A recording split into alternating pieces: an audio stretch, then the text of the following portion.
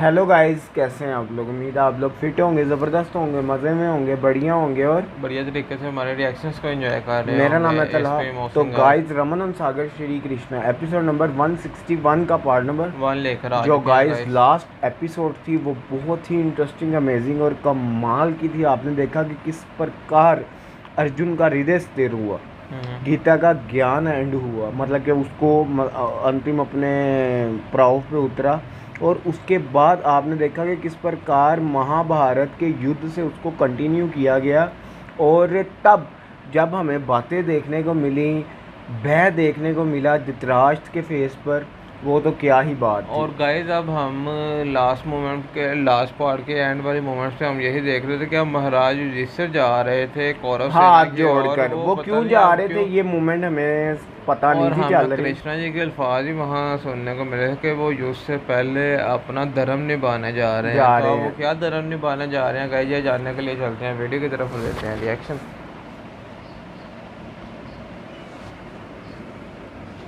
बड़े बड़े भाई होकर हम सबको छोड़कर शत्रुओं की ओर क्यों जा रहे हैं? अरे जिस सेना में दुर्योधन, कृपाचार्य, द्रोणाचार्य और भीष्म पितामह जैसे योद्धा हो, उससे युद्ध करने का साहस तो कोई मूर्ख ही कर सकता है। हाँ, इस युधिष्ठिर को ना तो जुआ खेलना आता है ना युद्ध लड़ना।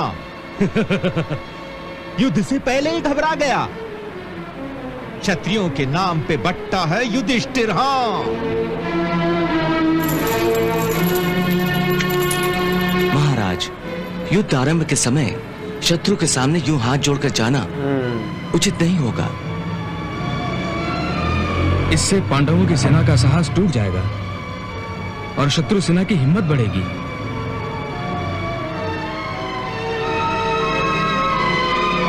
हाँ महाराज, वापस चलिए और युद्ध करने का संकेत दीजिए। नहीं, मैं युद्ध करने का संकेत देने की अवस्था में नहीं हूं।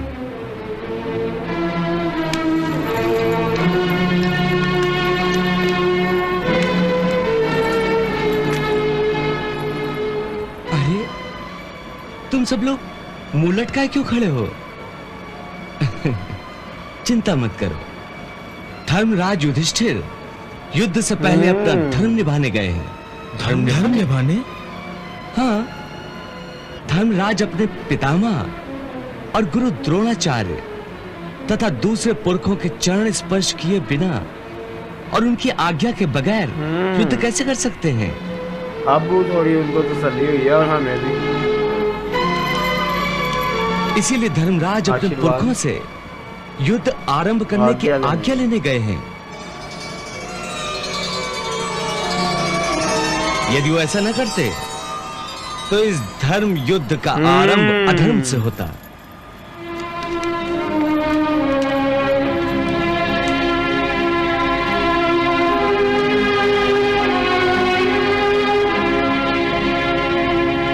धृतराष्ट्र कितना खुश हुआ था।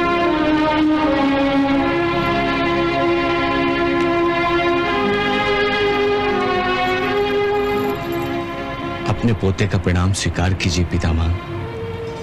कल्याण भवन।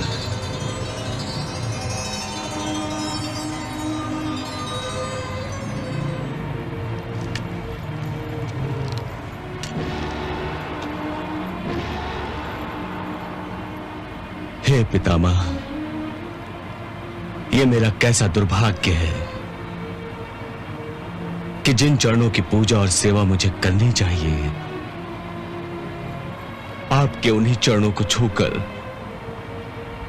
आप ही के युद्ध करना विरुद्ध पड़ेगा।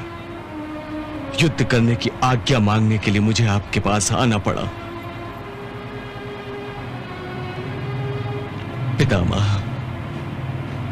हम पांडवों को युद्ध करने की अनुमति और अपना आशीर्वाद दीजिए।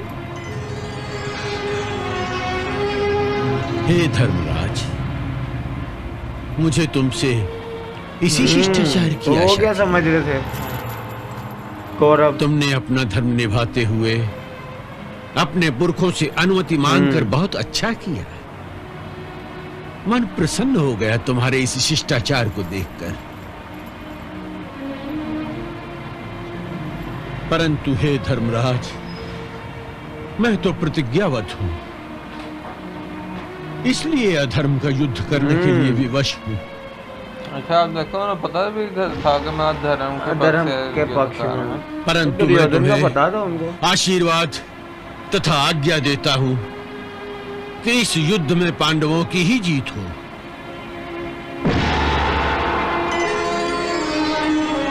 परंतु इस युद्ध में तुम मुझे पांडवों की ओर से युद्ध करने के लिए न कहना। मैं ये वरदान तुम्हें नहीं दे सकूंगा पुत्र। हे पितामह, पुत्रों का धर्म यह नहीं होता कि वो अपने पुरखों को उनकी प्रतिज्ञा से मुंह मोड़ने के लिए विवश करे। पुत्रों को तो चाहिए कि वे अपने पुरखों के वचन तथा उनके प्रण के लिए अपने प्राण तक न्यौछावर कर दे। परंतु यह मेरा दुर्भाग्य है कि मैं ऐसा नहीं कर सकता। आप निसंदेह कौरवों के ही पक्ष में रहें, यह आपका धर्म है। परंतु जब तक आप कौरवों के साथ रहेंगे, हम ये युद्ध कदापि नहीं जीत पाएंगे, क्योंकि आप अजेय हैं।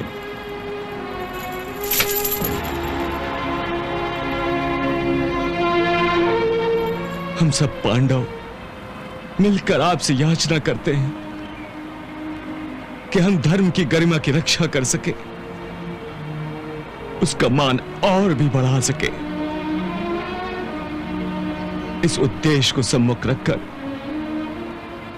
कृपया बताइए पितामह कि हमें क्या करना होगा।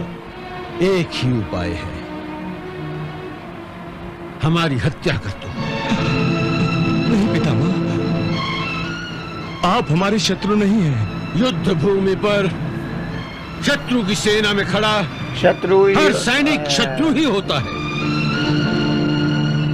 और फिर हम तो शत्रु सेना के सेनापति हैं, इसलिए हम तुम्हारे सबसे बड़े शत्रु हुए। तुम निसंकोच होकर हमारी हत्या कर दो।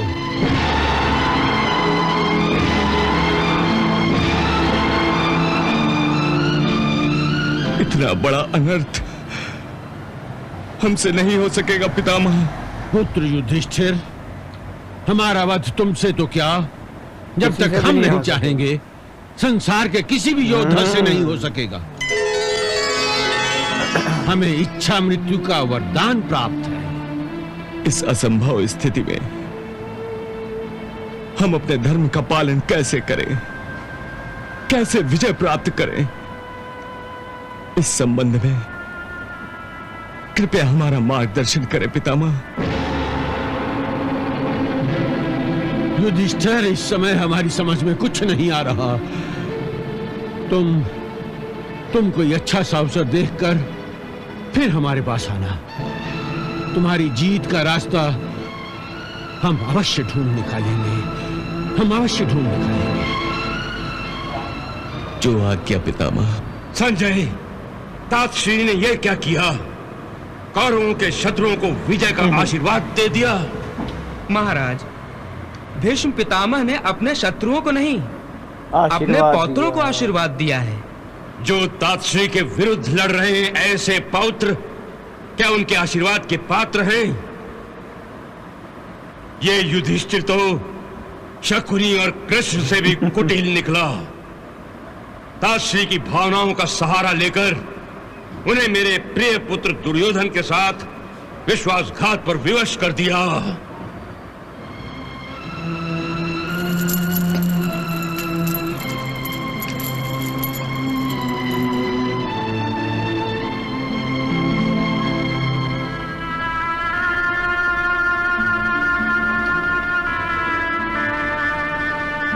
प्रणाम गुरुदेव। कल्याण मस्तु। गुरुदेव, आप तो जानते हैं कि आपका ये शिष्य आपकी आज्ञा के बिना ना तो एक बाण ही छोड़ सकता है, ना ही आपके आशीर्वाद के बिना ये युद्ध जीत सकता है। जानता हूं युधिष्ठिर, और यदि तुम आज्ञा लेने ना आते तो हमारा जी यही चाहता कि तुम हार जाओ। परंतु तुम्हारे शिष्टाचार ने गुरु का मान और दिल दोनों को बढ़ाया है। तो आप अपने शिष्य को आपकी दी हुई शिक्षा की प्रवीणता दिखाने और ये युद्ध जीतने का आशीर्वाद अवश्य देंगे। धर्मराज, गुरु की सदा ये इच्छा होती है कि उसका शिष्य अपने गुरु से भी आगे निकल जाए। इसलिए प्रिय शिष्य, मैं तुम्हें आज्ञा भी दे रहा हूं और आशीर्वाद भी। तो फिर आप हमें उपदेश दीजिए कि हम अपना कर्तव्य भली भांति निभा सके गुरुदेव। हे धर्मराज, जिस पक्ष में धर्मराज और धर्मपिता श्री कृष्ण हो, जीत तो उसी पक्ष की होगी ना। मैं भी यही चाहता हूं कि जीत धर्म की हो, अधर्म की नहीं। धर्म की होगा क्या सबको पता है। परंतु क्या गुरुदेव? परंतु जब तक मेरी आत्मा मेरे शरीर को नहीं छोड़ती, तुम युद्ध नहीं जीत सकते। इसलिए अपने गुरु की बात याद रखना। युद्ध जीतने के लिए तुम सब भाई मिलकर मेरी हत्या कर देना। नहीं गुरुदेव, ऐसा कैसे हो सकता है? इससे तो अच्छा है कि आप हमारी ओर से। नहीं धर्मराज, हम आपकी सेना का पक्ष लेकर कौरवों के विरुद्ध युद्ध नहीं कर सकते। तुम तो जानते हो धर्मराज, मनुष्य अर्थ तथा धन का दास होता है। हम कौरवों के अधीन रहकर उनसे प्राप्त होने वाले धन से अपना और अपने घर परिवार का भरण पोषण करते रहे हैं। इसलिए यदि हमने कौरवों का साथ छोड़ दिया तो समझो अपने धर्म का साथ छोड़ दिया। ऐसा विद्रोह करने से पहले तो अच्छा है कि हमारे प्राण हमारे इस शरीर को त्याग दे। तो गाइस यहाँ खत्म हुआ ये पार्ट। क्या कमाल का पार्ट था मोहसिन भाई। आप देखें फाइनली आपको पता चला कि क्या करने गए थे धर्मराज युधिष्ठिर। आप देखें कि युद्ध भूमि में खड़े शत्रु आपके सामने खड़ा और धर्मराज युधिष्ठिर के क्या विचार है कि वो अपने पुरुषों के पास, अपने बड़ों के पास अनुमति लेने गए हैं युद्ध की कि मैं आपकी अनुमति, आपका आशीर्वाद लिए बगैर युद्ध का आरंभ भी नहीं कर सकता। ओ यार, कृष्णा जी ने मोहसिन भाई कह दिया ना कि वो अपना धर्म निभाने गए हैं। और आप देखें कि जब वो पहले पितामह भीष्म के पास गए हैं, पहले उन्होंने उनसे क्षमा मांगी कि जिन चरणों की मुझे सेवा करनी चाहिए, आज उन चरणों में मैं अनुमति मांगने के लिए आया हूँ युद्ध के लिए। तो आगे से उनके विचार देखें, उन्होंने कहा कि मेरा दिल आपने जीत लिया, अगर आप मुझसे अनुमति ना लेने आते। तो कृष्णा जी का कहना था कि ये धर्म का युद्ध शुरुआत ही अधर्म से होता, ठीक है।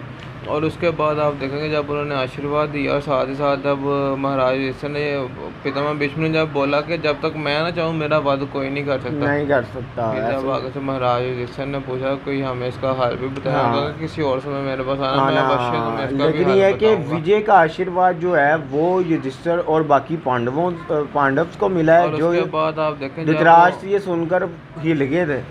और उसके बाद आप देखेंगे जब वो अपने गुरु द्रोण के पास गए, उन्होंने कहा कि तुमने मेरे पास आकर अनुमति, मतलब कि ना भी तुम मुझसे अनुमति मांगते तो युद्ध का आरंभ तो हो ही जाना था, पर अनुमति मांगकर तुमने एक गुरु की शोभा को और भी ज्यादा बढ़ाया है। बिल्कुल। तो गाइस आप आने वाले पार्ट में देखना कि आगे हमें कौन सी मूवमेंट देखने को मिलने जा रही है, युद्ध का आरंभ कब होने जा रहा है। मेरा ख्याल अब होने ही जा रहा है। नेक्स्ट पार्ट नेक्स्ट वीडियो के साथ। Love you.